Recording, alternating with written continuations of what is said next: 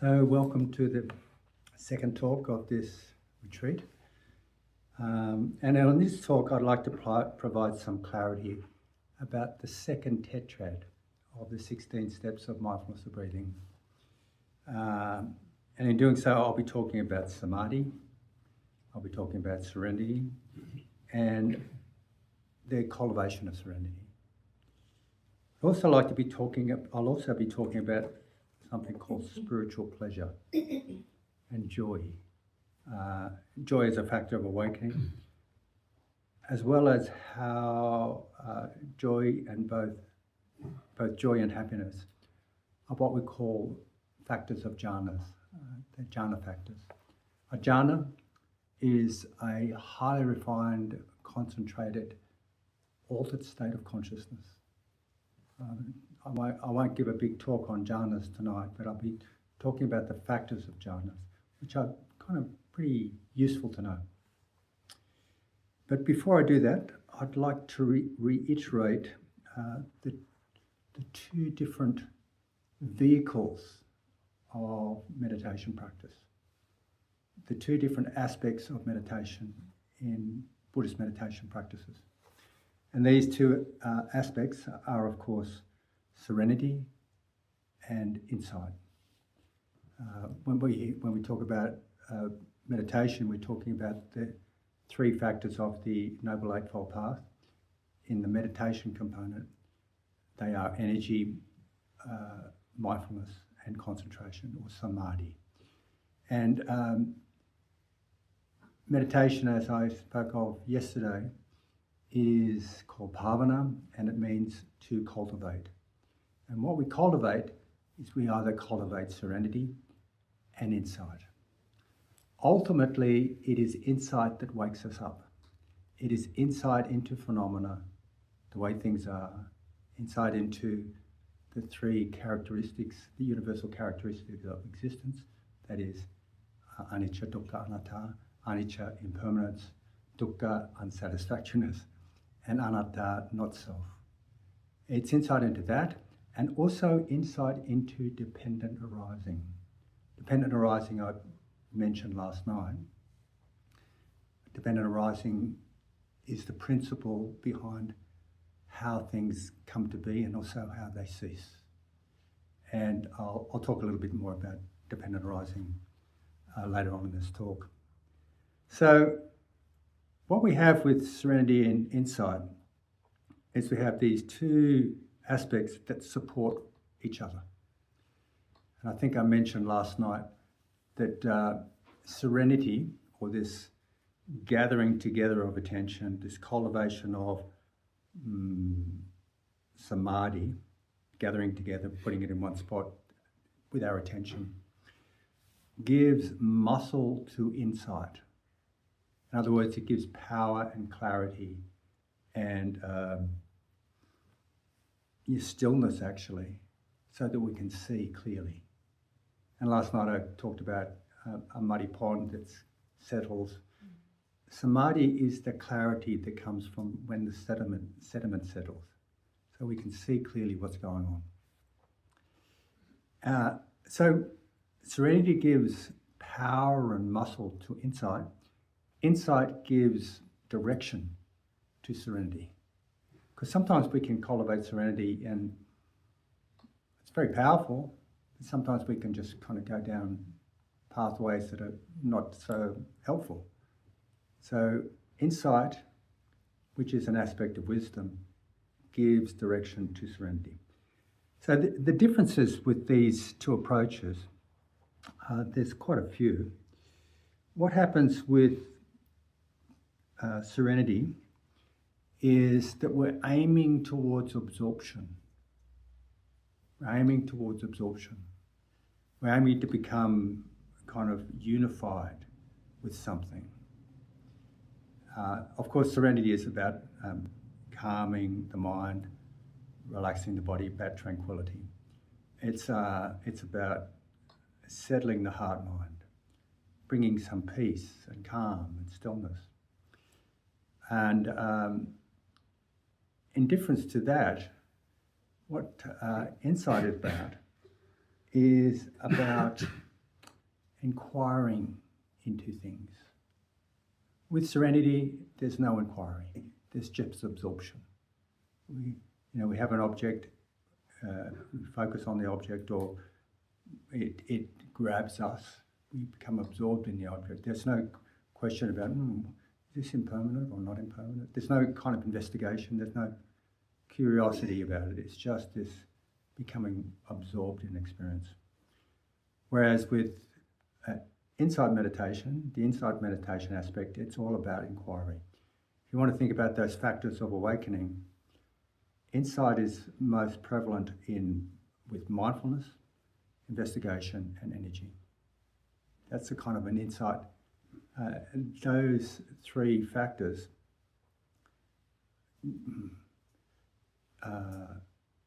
help us see things clearly.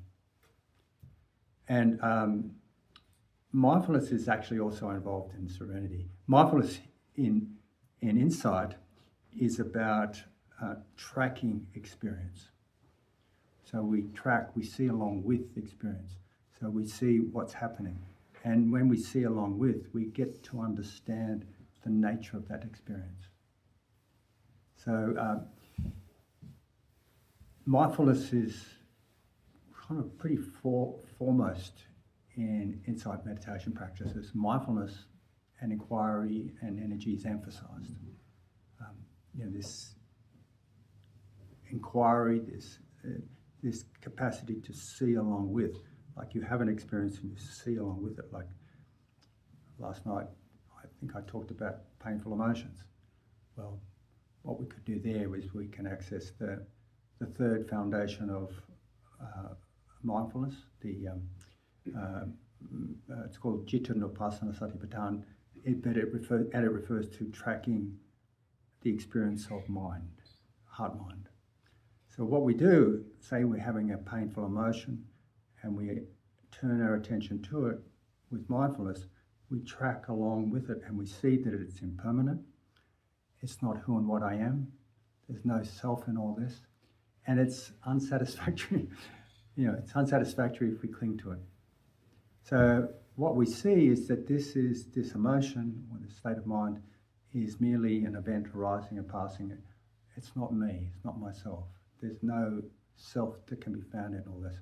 And that's incredibly liberating, very liberating. We see that it doesn't arise out of nothing, it arises because of cause and conditions. And we see this with insight. So with serenity, the emphasis is on samadhi or concentration. Mindfulness is also there, but mindfulness is there insofar as it helps us kind of helps us absorb with the object, helps us, our attention stay with it. Like we might track off, we go off, we come back, we come back, we come back. Here mindfulness helps us remember to come back. So with serenity, there's usually just one object. With insight, there's multiple objects. Like you can have a sensation here, you can have a thought there, so on and so forth. There's many, many different objects, and we're not focusing on any one thing in particular, but we're focusing on, we're becoming aware of the three characteristics of existence, and also we're becoming aware of how one thing conditions another. So we're developing wisdom with insight.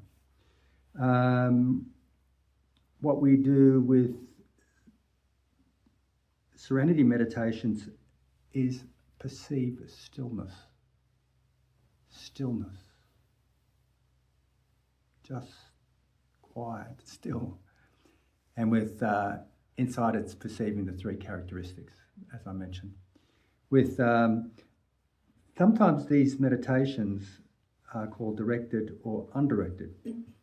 What I mean by that is with directed meditations, we're directing our attention or directing our mind to be with something, to see something or absorb into something or focus on something or whatever, we're directing our mind.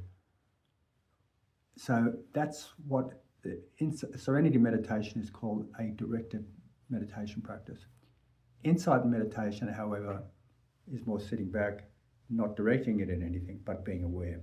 And in that respect, it's not directed, undirected.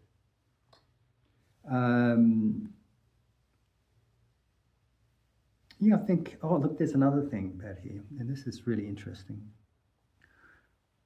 Serenity meditations, becoming absorbed in an object and stilling our mind, it's said that it purifies the mind. This type of meditation purifies the mind. Mm-hmm. Whereas insight meditation purifies view. Now, what do I mean by this? Well, with insight meditation, we're working with cultivating right view, which is the first factor of the Eightfold Path. Right view here means we see things clearly, we see things as they are, we see dependent arising, we see anicca, dukkha, anatta, we see the way things are all changing, and we see them clearly. We're having this view that we have this understanding and view that conditioned phenomena, there's no thing that can be found in conditioned phenomena. There's no one thing. It's all just streams of dependently arising processes interacting. It's just this flow of constant change. So if we say there's a big me in all this, then that's actually wrong view. Wrong view, on the other hand, is taking things to be permanent that cannot be permanent, seeing things as able to provide enduring happiness that cannot provide enduring happiness, and thinking that there's a self in things that can't be, in phenomena or experience that cannot be a self.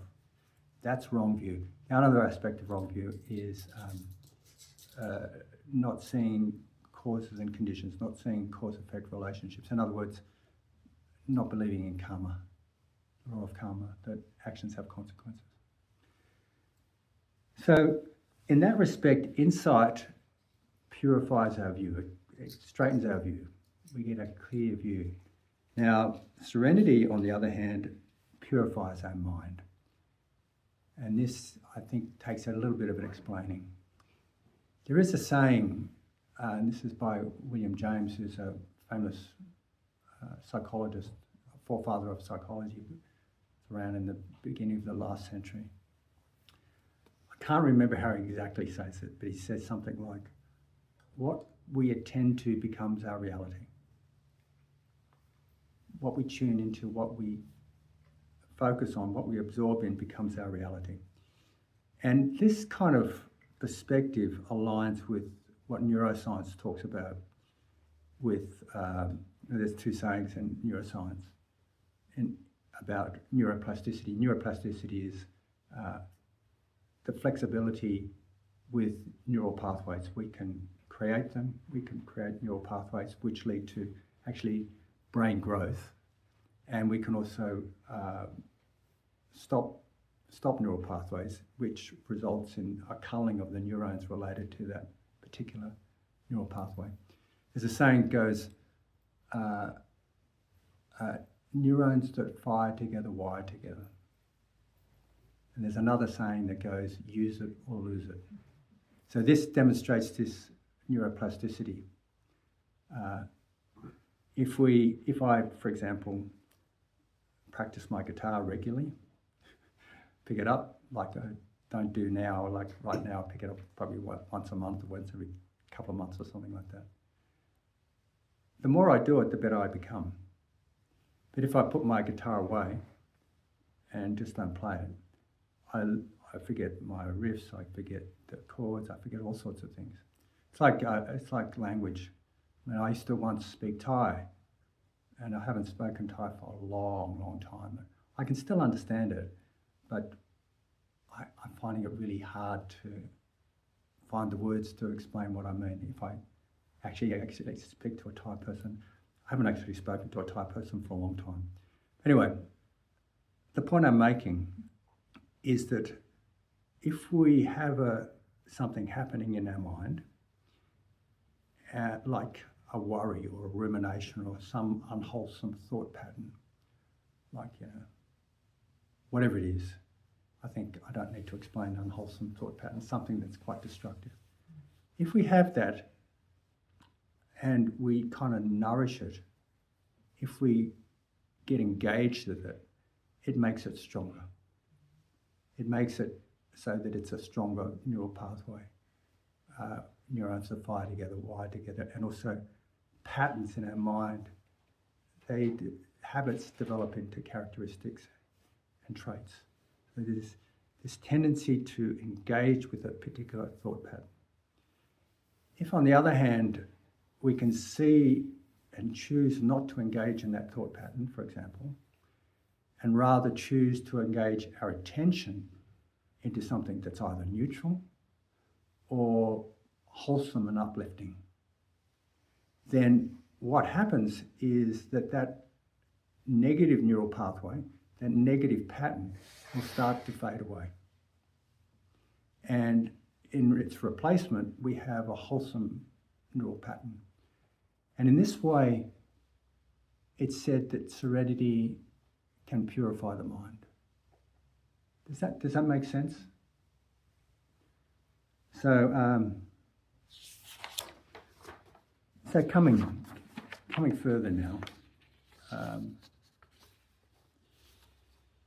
the second tetrad of the mindfulness of breathing, of the 16 steps of mindfulness of breathing, aligns with the establishment of mindfulness called feelings.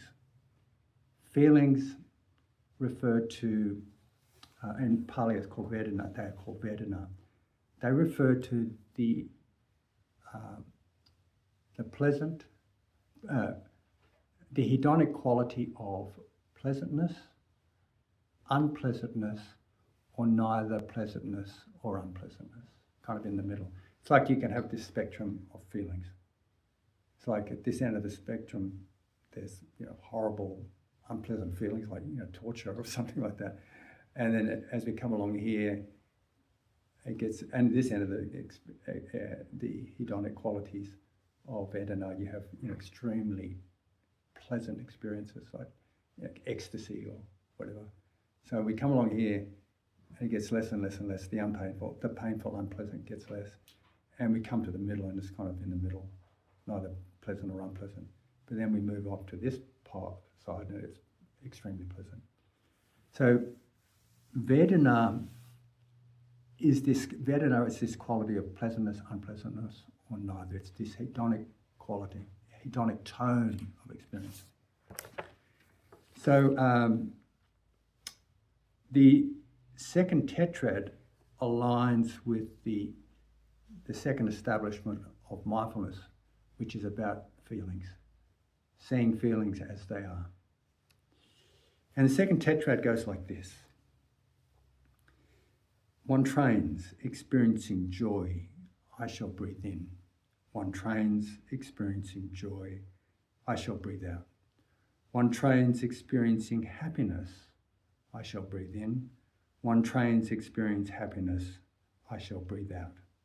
One trains experiencing mental activity, I shall breathe in. One trains experiencing mental activity, I shall breathe out.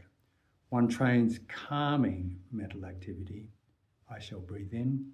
One trains calming mental activity, I shall breathe out. So I'm talking about serenity meditation because this particular tetrad also fulfills factors that we'll find in serenity. We have joy, which is the fourth factor of awakening. Remember that, how I said there's 7 factors of awakening align with the tetrads as well. The first tetrad, we have mindfulness, investigation, and energy. The second tetrad, we have joy and tranquility. That's predominant. Joy and tranquility. So what I just read with is those, the 5th, the 6th, the 7th, and the 8th step. Tonight I'll be mostly talking about, though I might mention the 7th and the 8th. I'll be talking about the 5th and the 6th step. That is, breathing in joy, no, breathing in, breathing out, I experience joy. Breathing in, breathing out, I experience happiness. So, what is joy and what is happiness here? That which we are training to do in the 5th and 6th step. Well, the term piety in Pali refers to rapture. It refers to, it explains this experience of bubbly energy that's usually rising up. And sometimes it doesn't rise up, but it's just kind of everywhere. And it's called rapture. It's also called joy. And when we talk about happiness, it's the term sukha in Pali. And it's a sort of a more refined experience than piety. Piety is kind of energetic, and you can feel it. Sometimes meditators experience piety, and I remember when I first started meditating in the 70s, I used to visit Muktananda, I think it was, and Divine Light, these places, and they're doing Shaktipat, they're doing highly concentrated meditations, and sometimes they'd be kind of jumping up on the ground, like they'd be bouncing up on the ground. This energy would be so strong. Piety, it arises from concentration, and it has a broad spectrum. It ranges from, when you feel relaxed, it's kind of pleasant. That subtle feeling of pleasantness. It could be as minor as that, all the way up to waves of bliss and ecstasy. That's piety. So that's pretty full on. Happiness is more subtle. Happiness, I guess you could talk about it as a contentment. And I experience it in my heart, and other people experience it in their heart. It's this kind of lightheartedness. It's a buoyancy of heart. It's much more refined than that gross old piety that we call joy. And it's a kind of lightheartedness. There's a smile in your heart. I think it relates very strongly to metta, to be honest. But it's just a sense of happiness. It's really lovely. So, coming back to joy again. How do we cultivate joy? And here we can include this understanding that joy is a kind of an uplifted feeling. It's just this feeling of buoyancy. There's many ways to experience joy, many ways to cultivate it. Just giving, dana, is a good way of experiencing joy. Generosity is a good way of experiencing joy.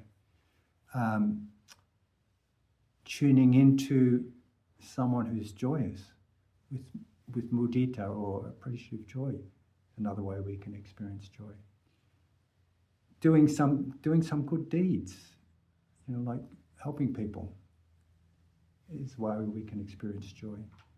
Making good karma, if you want to talk about it like that, is another way of experiencing joy. Actually, overcoming the hindrances is another way of experiencing joy. And the Buddha made some analogies about the hindrances and the joy of overcoming them, or the joy of even putting them in respite, putting them at bay for a moment. In terms of sensual desire or sensual craving, that first hindrance, when we can put it at bay, when we can overcome it, we have the experience of like being debt-free. It's like sensual craving, we're indebted to it somehow. And when we can let it go, we have this joy of the same joy that we would have if we were debt-free. Nice joy. I remember when I paid off my mortgage a long time ago. was so cool. Really nice to be debt-free, no debts. Ill will. The ill will is this horrible experience. I mean, I'm assuming that everyone's experienced ill will at some stage, like the pain of anger and, hatred. Not so much hatred, but just kind of frustration, irritation, rejection, condemnation. When we overcome that, we have the subtle joy of like overcoming a horrible affliction, like becoming healthy. Sloth and torpor. Sloth and torpor is like being released from prison. Overcoming sloth and torpor is by being released from prison. There's a light feeling. Imagine being in prison and then being released. Restlessness and agitation and worry as the fourth hindrance. It's like the joy of being released from slavery. And in the time of the Buddha, there were slaves. So I mean, even our contemporary time, we have slaves as well. But it is, and the joy of overcoming restlessness, including worry and anxiety, is similar to that joy of being released from slavery. And the final one was really cool. Overcoming paralyzing doubt. It's like eventually finding our way and reaching our destination after a perilous and dangerous journey with all our possessions intact and safe and sound. That's an interesting one, isn't it? So there's all sorts of ways to develop joy, and there's all sorts of ways to cultivate it. And yet another way to cultivate joy is with concentration, samadhi.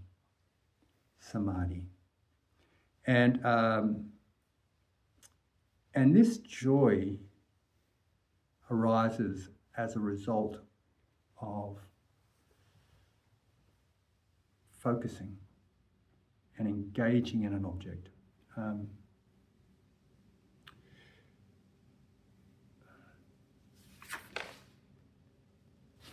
So I just want to talk about something else for the moment, lead up to how we can cultivate joy with concentration, how it arises. And what I'd like to talk about is this Vedana, just a little bit more. A moment ago I explained that it was this hedonic quality of pleasantness, unpleasantness, or neither. And in the Satipatthana Sutta, it describes another way of being mindful of feelings. And this way is a kind of another category we could put onto feelings. And this is a category of it being either worldly or unworldly. And what does that mean? Well, what happens is that we can't control feelings that arise. We have no control over them. They're conditioned experience that just arise because of conditioning and experience and so on.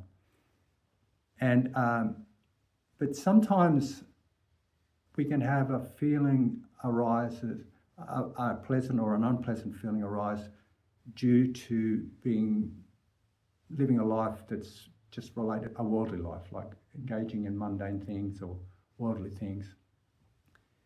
And that's called worldly pleasure. It's like the pleasure we get, the hedonic pleasure, for example. Hedonic pleasure from satisfying the senses or satisfying our worldly goals and so on. Unworldly feelings, however, arise from when we're practicing on the path to freedom. So that we can have, like I talk about it as worldly pleasure and unworldly pleasure. Like the pleasure that we get from doing a good deed or doing a wholesome action or practicing meditation, for example, I would say is an unworldly pleasure or a spiritual pleasure. Let's call it a spiritual pleasure. It's a bit easier to get the tongue around. So this spiritual pleasure is really useful to understand. The Buddha said, don't be afraid of pleasure. That's what he said when he realized that he was going down the extremes of self-denial and self-mortification. He realized he was afraid of pleasure. He said, why am I afraid of pleasure? There's nothing wrong with it, unless it's hedonic pleasure and I'm attached to it. So he said to be cautious. The Buddha said, don't be afraid of spiritual pleasure, because you can use it as a way of cultivating the practice. You can use it as a way of furthering your meditation practice. He did say, be cautious of hedonic pleasure. Be cautious of worldly pleasure, because it's easy to get attached, and with attachment you can have lots of suffering. That makes sense. So I mentioned dependent arising earlier tonight, and also mentioned it last night. And just to remind you, it's this principle on how the Buddha explained things arise and also how they cease. And I mentioned this last night. When this is, that is. When this is not. When this is, that is. With the arising of this, that also arises. When this is not, that is not. With the ceasing of this, that also ceases. It explains how things come to be. It talks about conditionality, how things arise because of causes and conditions. And there's no single thing in all this, just streams of dependently arising processes interacting. It's useful to know about conditionality. If we know about conditionality, we can create the circumstances that give rise to wholesome states of mind and wholesome issues in our life. So there's another saying, it goes like this. Proximal causes. Concentration or samadhi has a proximal cause, happiness. Happiness has a proximal cause, tranquility. Tranquility has a proximal cause, rapture. Rapture has a proximal cause, gladness. In other words, there's a kind of a conditionality. When we have gladness, it can lead to joy or piety. With piety or rapture. With piety, it can lead to tranquility. With tranquility, it can lead to happiness. And with happiness, it can lead to concentration. Does that make sense? I hope I'm not sending everyone to sleep. No, it makes sense? So, what is gladness then? What is this quality called gladness that's not as joyous? It's a lower quality or a lower frequency than joy, and it's a lower frequency than happiness and so on. What is it? Well, I think it's got to do with spiritual pleasure, actually. The pleasure that comes from, say, concentration. It's a gladness. So spiritual pleasure, if we can attend to spiritual pleasure, it can give rise to joy. It's actually easy to focus on spiritual pleasure, and that we can easily concentrate on spiritual pleasure. Then when we do that, joy will naturally arise, or piety will naturally arise. And then it's easy to focus on piety because it's also consuming, it's so strong. And from that, we can have tranquility because our mind's getting more and more concentrated. And from that, we can have happiness. And from that, we can even get a stronger concentration. So it's pretty cool to understand this. And I've done some, Lee Brathington is a teacher of jhanas, and I've done a number of retreats, self-retreats, where I've Zoomed him to talk about the practice. And I'd go on long retreats, like 6 weeks or 4 weeks or something like that. And I've Zoomed me in the United States. I've never actually met him in person, but we've been Zooming together for about 8 years now. He's a jhana teacher. He teaches jhanas. And the way he teaches jhanas are these highly concentrated states of, all the states of consciousness. He'll say, focus, focus, focus, practice your meditation, and then be aware of pleasure, spiritual pleasure, and then focus on that. And like I said, it's easy to focus on spiritual pleasure because it's so consuming, it's so nice, it's pleasant. And then wait, just stay with that, then piety will arise. You stay with piety, then happiness will arise. You stay with happiness, then something more subtle, a deep contentment will arise, which is a mix of equanimity and happiness. Stay with that, equanimity will arise.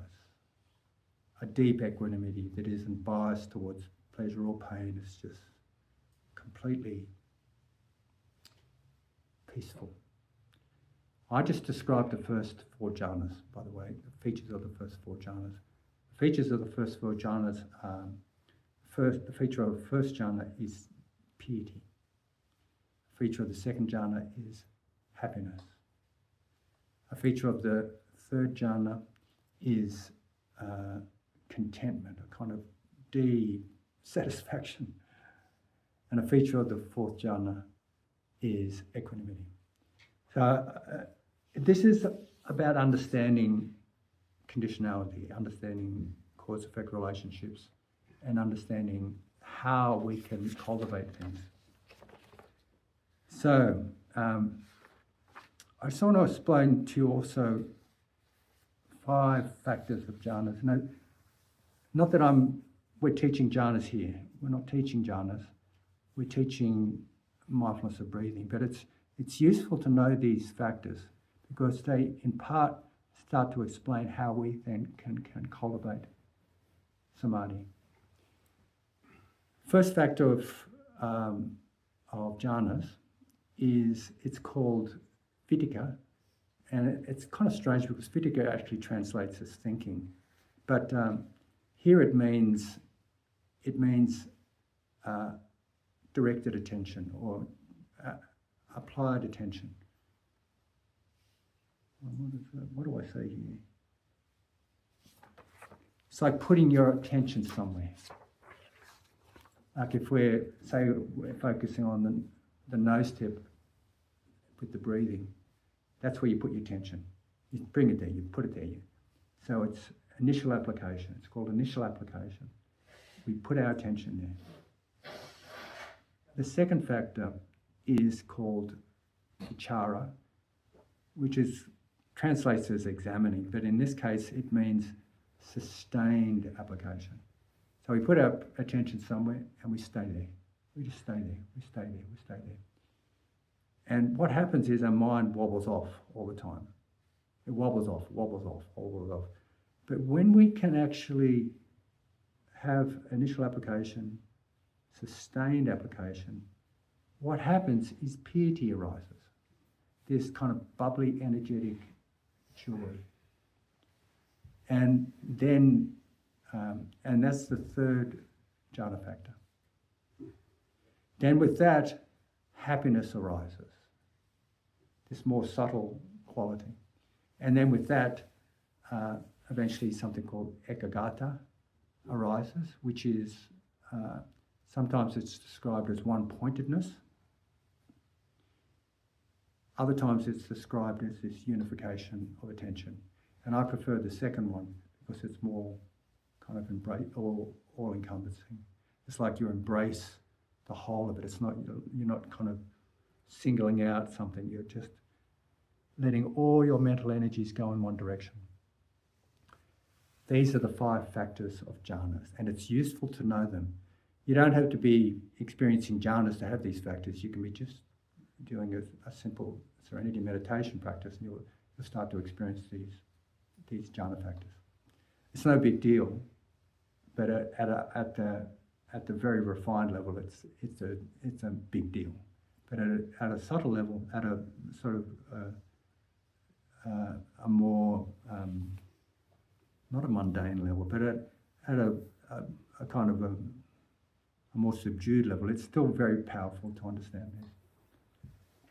So, coming back to these steps now. And I find these steps go in sequence. It's kind of interesting. What we've done, what we did this morning, or what I invited you to do, was establish mindfulness, then investigate, and let energy arise.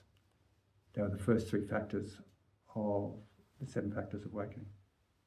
With this, the steps were, first of all, bringing mindfulness to the fore, waking up to mindfulness, then directing your mindfulness to your breathing, and mindfulness to the breathing, then discerning or kind of understanding the breathing as whether it's long or short. But what we're really talking about here is comprehending and inquiring into the nature of the breathing. Then I invited you to be aware of bodily experience, like physical sensations. Then I invited you to be aware of how these bodily experiences are kind of calming down or relaxing. This is what happens in this sequence. When you start to do this is what happens. I would say that even though the Buddha, it is not mentioned in the sutta, but the way I experience relaxation, bodily relaxation, is kind of pleasurable. It's like a spiritual pleasure for me. And it's interesting that the next step on the path is about joy. So we naturally, then it segues into joy. So then we're breathing in, breathing out, we're experiencing joy, or this piety. And then it's interesting that segues into happiness. Breathing in, breathing out, we're experiencing happiness. And I'll just give you the other 2 steps here in that particular tetrad. When we're having joy and happiness here, it's like these are factors of strong concentration. We have the kind of mental resources to then observe thinking or mental activity and see it clearly. I'll be talking about this tomorrow night. And for those of you who may not be here, I'm trying to record these talks, so I'll probably put them up on my YouTube channel at some stage. And I'll let you know. But basically, when we're paying attention to that next step of mental activity, it's like resource with that concentration. We're able to kind of see mental activity just as mental activity and not feed into it. And when we don't feed into it, it naturally calms down. So that's the 8th step. So breathing in, breathing out. Breathing in, breathing out, the 7th step is experiencing mental activity. And then the 8th step is breathing in, breathing out, calming mental activity. It's not we're doing it, it's just happening. It's happening because of causes and conditions. And it's happening because of this sequence of things. So tomorrow when I invite you, I'll go through it pretty quickly. I'll only be like a template for how we practice this. And in reality, if you want to cultivate piety, it takes a while. I notice that when I come on retreats, often I do retreats here. In the last couple of years, I've been doing retreats here. Sometimes I'll just, when I get to that particular step, when I get to the 4th step, I really strengthen that experience of spiritual pleasure and I focus on it. And I might do that for hours and hours and hours and hours. And then eventually piety, genuine piety, a full-on piety may arise. then this might take a week or 2 weeks of, maybe, I don't know, how many hours a day, 7 or 8 hours a day, 9 hours a day, something like that. It might take a week or 2 weeks. Then I can feel like I can genuinely go on to say, breathing in, breathing out, experiencing joy. I can say that genuinely. That's when I've got time. Otherwise, one way we can do this is we can go through the steps, and then we can slip into the 5th step. And even though we may not have done the work through concentration to bring on, to allow us to experience piety or joy, we can think of something that brings us joy. You can think of something. You can emulate it. Like you can remind yourself of something that brings you joy. Like your puppy, or my puppy. It's so beautiful. Or the grandkids when they run up and give me a big hug. It's really, hi granddad! And they run up and they're getting bigger, but I kind of give them a hug down here. It's something that awakens joy. So we can just think of that, and then we breathe it in, breathing out, experiencing joy. And the same goes for happiness. What can happen is we can think of something that naturally brings us happiness or a contentment. And for me, I think of the Buddha, Dharma, and Sangha. I think of the Dharma. I think of a good life. I think of how I've worked for years as a psychologist. I've listened to people. I've helped people. I can think of times I can just remind myself of how lucky and grateful I am to be here. And that brings a contentment to my heart. So breathing in, breathing out, experiencing happiness. And the more you have it, the more you gently nourish it, the stronger it gets. I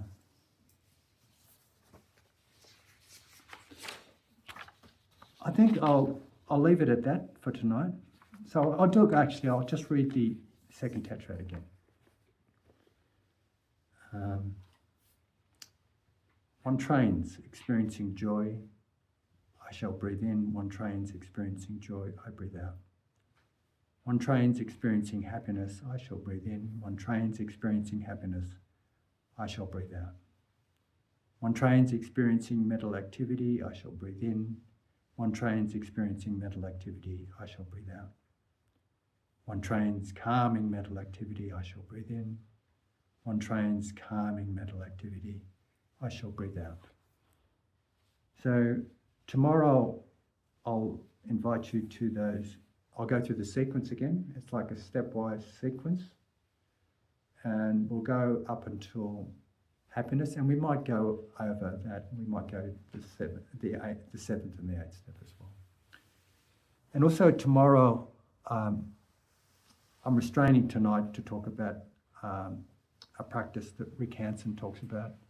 Rick Hanson's a neuropsychologist, clinical psychologist as well.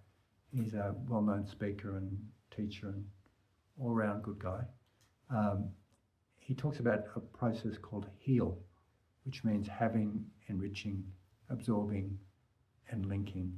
And it's about how we can shift our negative bias.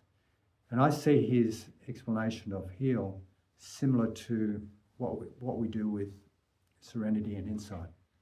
So we absorb into an experience. HEAL refers to having, enriching, absorbing, and linking. So what we do with HEAL and what we do with serenity and insight is similar.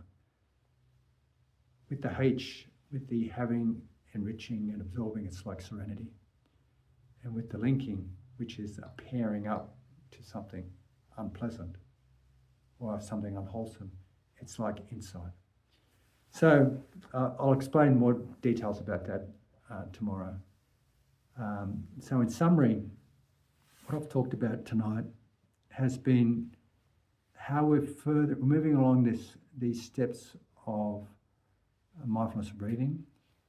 Tonight we focused on serenity, and remember that this whole 16 steps of mindfulness of breathing is the serenity approach and the insight approach co-joined. They're working together.